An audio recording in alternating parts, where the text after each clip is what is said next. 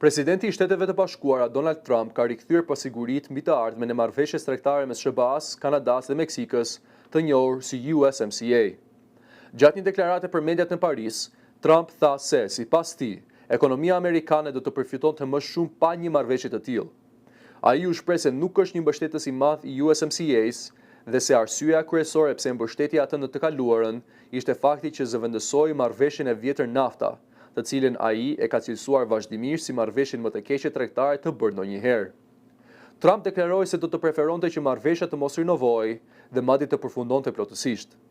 Megjithatë, ai theksoi se mbetet i hapur ndaj negociatave dhe nuk e përjashton mundësinë e nënshkrimit të një marrëveshjeje të re, nëse kushtet konsiderohen të favorshme për Shtetet e Bashkuara.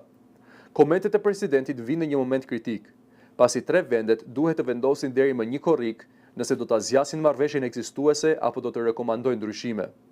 Megjithatë, ekspertët vlerësojnë se negociatat për një version të ri nuk mund të përfundojnë brenda këtij afati. Sipas rregullave aktuale, data 1 korrik pritet të shënojë nisjen e një periudhe 10 vjeçare gjatë së cilës marrëveshja mund të vazhdojë të jetë në fuqi, ndërsa zhvillohen negociatat për të ardhmen e saj. Deklaratat e Trump kanë ringjallur reagime në qarqet ekonomike dhe politike, pasi USMCA konsiderohet një nga marrëveshjet më të rëndësishme tregtare në botë, duke rregulluar shkëmbimet ekonomike mes 3 vendeve që përbëjnë një nga tregjet më të mëdha globale.